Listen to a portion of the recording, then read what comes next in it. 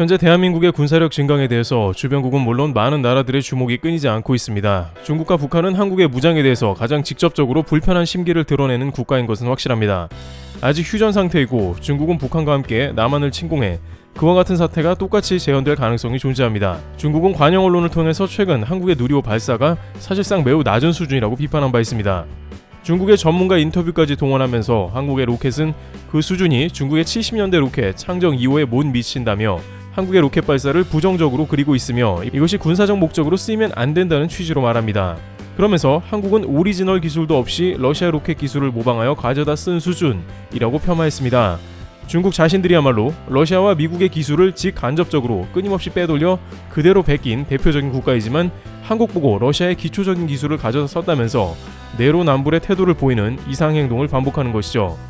중국 전문가들은 이에 관해서 중국에서 한국의 로켓 기술이 결국 ICBM으로 전환되는 것을 지극히 두려워한다며 한국이 군사강국으로 발돋움하는 것을 경계하는 멘트가 잦아지고 있으며 한반도를 주시한다고 말합니다.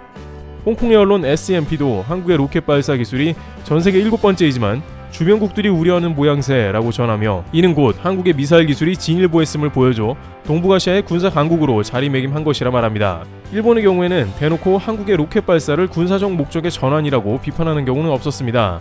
당장 미군들이 한국과 일본에 나눠서 주둔하므로 양자 간의 물리적 충돌은 불가능하기 때문일 것입니다.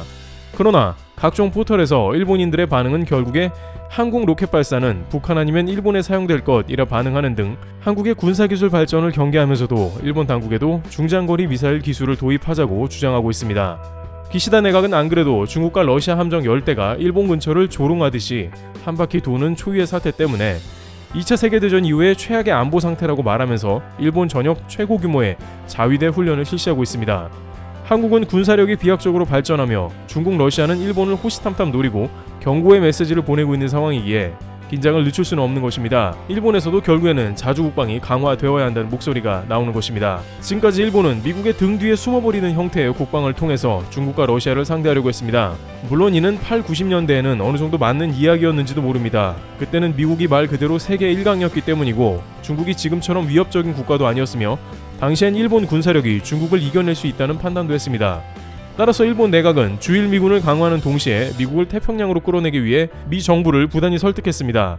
특히 아베 전 총리와 오바마 대통령은 거세지는 중국의 위협을 항상 정상회담의 테이블에 올려놓고 대화했으며 결국 아베 총리는 미국을 인도 태평양으로 끌어내는 데 상당한 역할을 하며 미중 간의 갈등을 부추기기도 했습니다. 이제 미국이 본격적으로 태평양 함대를 출격시켰으며 그 가운데 일본은 센카쿠 열도가 보호되기를 바란 것입니다.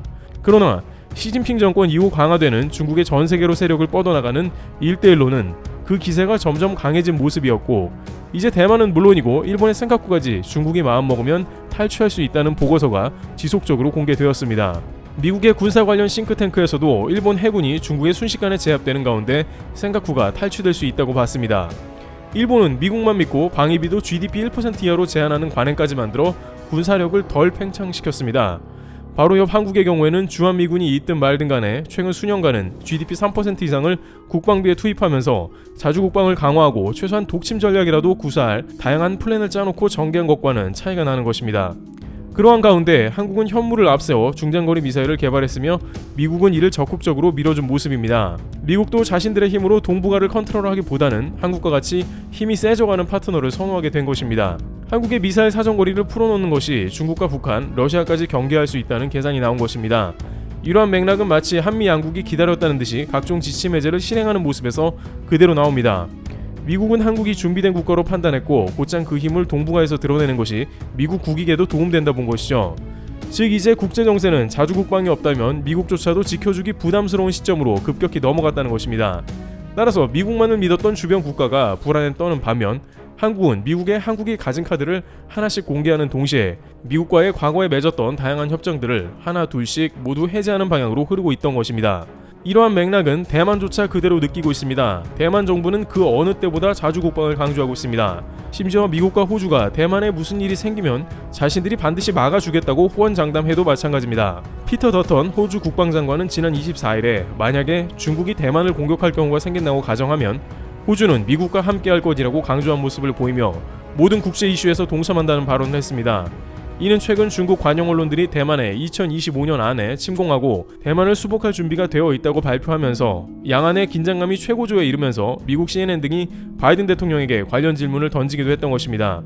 바이든 대통령도 중국이 대만 공격 시 미국이 막을 것이라며 대만을 지지한 발언을 하면서 중국에 메시지를 보냈는데, 이러한 바이든 대통령의 메시지를 들은 호주 측에서 미국과 자신들은 함께하겠다는 의도를 보여준 것입니다. 그러나 이렇게 미국과 호주가 대만을 지지하고 오커스까지 결성해 핵잠으로 중국을 포위하겠다고 말하지만 정작 대만 내부에서는 열강 등의 말을 믿기보다는 결국 대만 자체가 중무장을 해야 한다는 의견에 무게가 실립니다.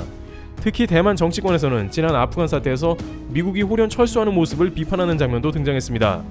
대만 국민당 자오 이사장은 미국은 믿을 수 없다라며 차이잉원의 민진당이 미국만 믿고 있는 상황인데, 이러다가 막상 중국의 공격을 당했다가 미국이 제대로 방어해주지 않으면 아무 소용이 없다고 말했습니다.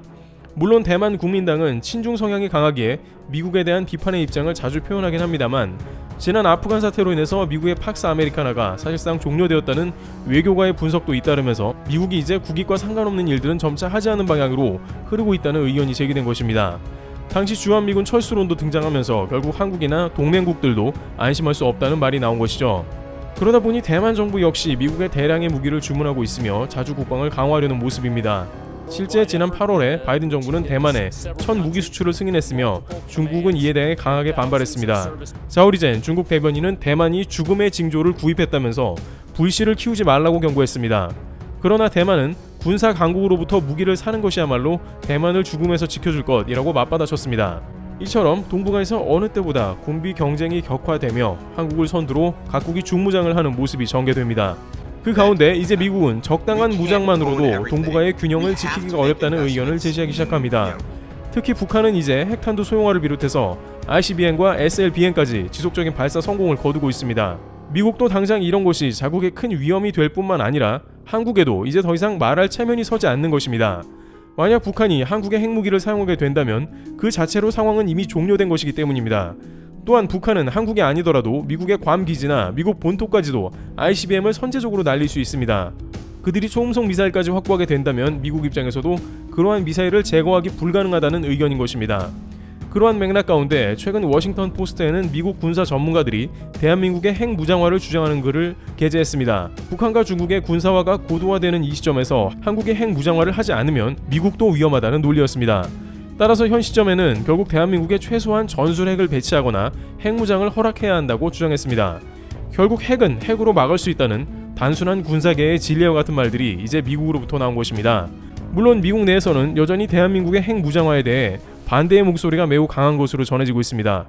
한국은 미국의 무기를 수입하는 전 세계 4위 국가로 미국 군수 사업에서 빼놓을 수 없는 중요한 국가인데, 핵무기를 주게 되면 미국 비즈니스가 감소하게 될 것이고, 이는 군수업자들이 정치권에 가장 강하게 로비하는 점입니다. 그러나 과거와는 달리 이렇게 대한민국의 핵 무장화 목소리가 예전과는 판이하게 달라진 것은 주목할 점입니다.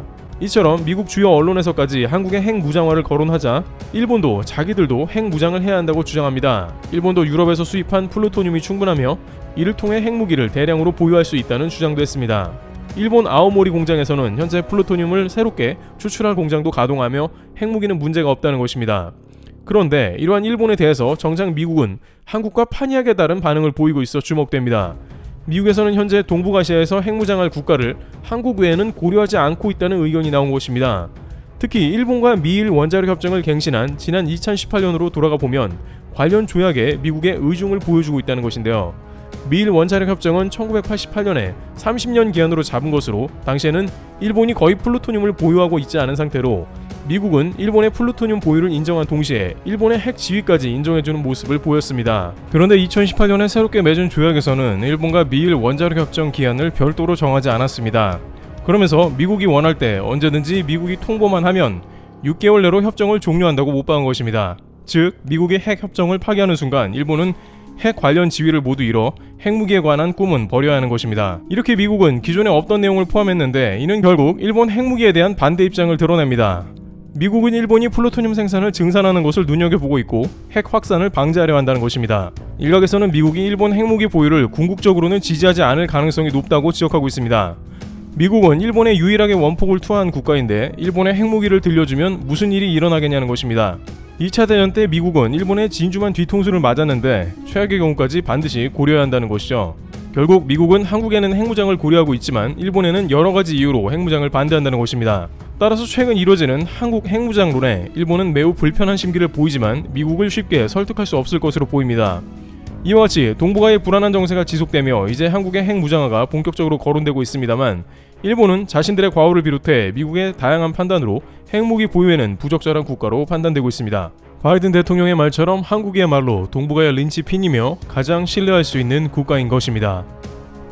트리블튜브였습니다. 감사합니다.